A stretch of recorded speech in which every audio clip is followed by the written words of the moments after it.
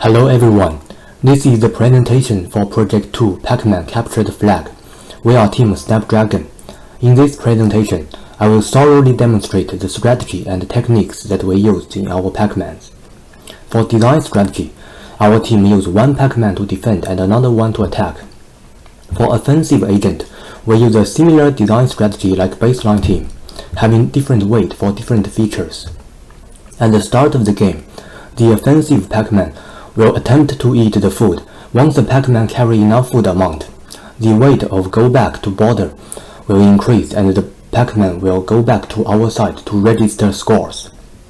If we are chased by opponent, based on the weight of different scenarios, our Pac-Man will either choose to go back to our border, eat a capsule nearby or run away. Once offensive agent get more than 15 scores, offensive agent will switch to defense mode. The reason we do this is because we believe since there are only few food left on opponent's side, it will be harder to eat them all.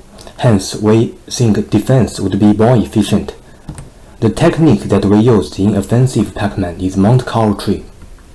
Our Pac-Man will simulate as many times as possible before next move and choose the action that have the highest reward.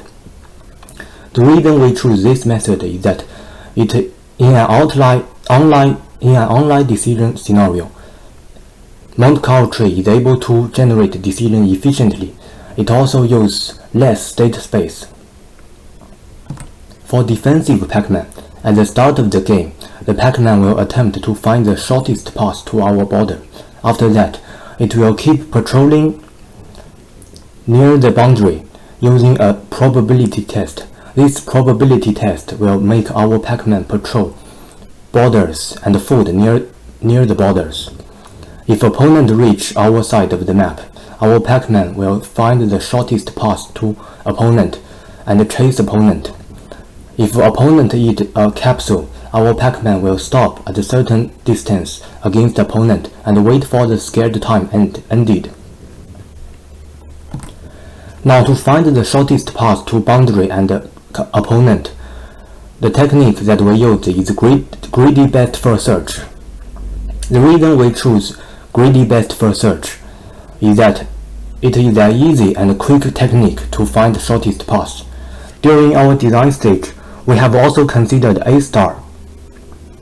But in an online decision-making situation, the G-value in A-star is always 1. This will have similar result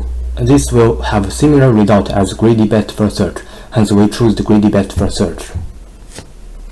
Here's a live demo of our team against baseline team. So our team is on blue side and baseline team is on red side. And green Pac-Man is our defensive Pac-Man and blue Pac-Man is our offensive Pac-Man. As you can see, the green Pac-Man will just keep patrolling near the border.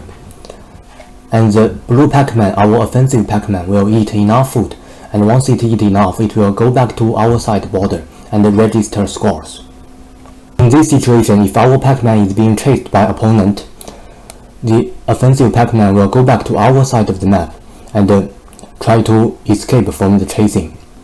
Now in this case, if our defensive Pac-Man is being scared, it will keep a certain distance to the opponent Pac-Man and wait for the scare time finish. And once the scare time is finished, it will keep chasing the opponent. And in this case, once we have reached more than 15 scores, our offensive Pac-Man, blue Pac-Man, will switch to defensive mode and defend our home. Now during our design stage, we have faced many challenges. For example, because our design strategy have many different scenarios, we found it is really challenging to adjust the weight of different tasks, so that Monte Carlo tree search will choose the correct path in different situations. Also, we have tested using different tree depths in Monte Carlo tree search, as we thought the deeper depth of a tree branch would have better result. However, with Monte Carlo tree have higher depths, it spends more time in each simulation, the accuracy drops. For defensive agency, we find it is very challenging to adjust the probability function to decide Pac-Man's patrol move. We also found it is hard to adjust defensive agency behavior across border. If we have more time for this assignment, we would like to adjust our offensive Pac-Man's feature and find more features to optimize its behavior. We would also like to adjust the weight of different features. Sometimes our defensive Pac-Man will cross the border and being eaten by opponent. Our future improvement could use Monte Carlo tree or Minimax to improve our defensive agent behavior after a cross border.